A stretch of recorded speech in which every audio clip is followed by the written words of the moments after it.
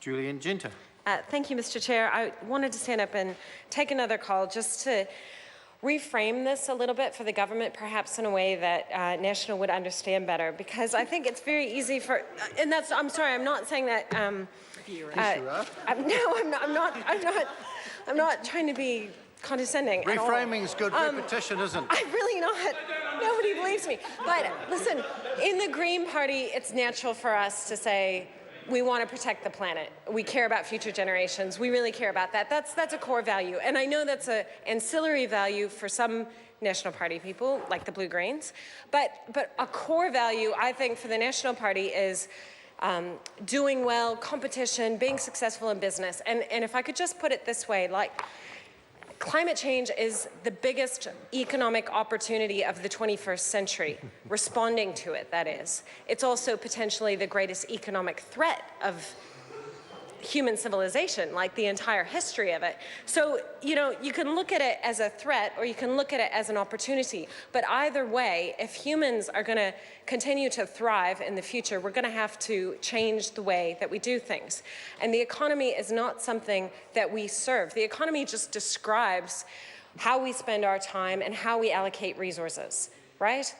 And we can't continue to allocate resources and spend our time in ways that continue to put carbon emissions into the atmosphere. It's just not possible. The scientists have told us that. If we went to a doctor and, you know, you go to a doctor, the doctor tells you you've got to change your lifestyle if you don't, because you've got diabetes and you're at risk for a heart attack. You're at risk of dying.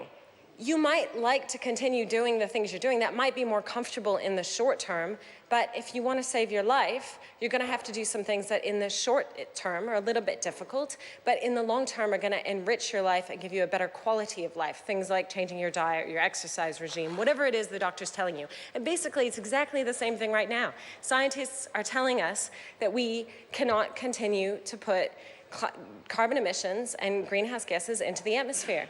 And so it's a false dichotomy to say we can't afford to do what we need to do to reduce emissions. We can't afford not to, and we needed to start 20 years ago, but we can still start today. So maybe if you consider it as an economic opportunity, and if the sooner New Zealand moves, the better off we're going to be, because we're going to seize this transition to a low carbon economy. We're going to seize that opportunity because we know we have to do it.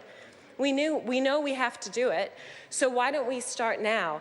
And it's not the industries who are going to you saying, we can't afford to pay this yet, we're trade exposed, we can't do this, we can't do that. They are not the ones who are going to lead us into the economically successful future. So, you know. We're in the committee stage. It sounds like a third reading speech. Completely understand, Mr. Chair, completely understand. I just think that within the regulatory impact statement for this bill, it demonstrates the kind of to and fro that the government is having with the business community. And the reality is that this bill is not going to reduce emissions more than 0.7%, which is not enough for us to meet the government's weak target, let alone the target we need to meet to avoid dangerous climate change. So we've got a choice here as a country about how we confront climate change, and this bill is leading us down the path of doing nothing meaningful, waiting too long, and ultimately we are going to pay the cost of that. It is a speech. Dr. Kennedy Graham.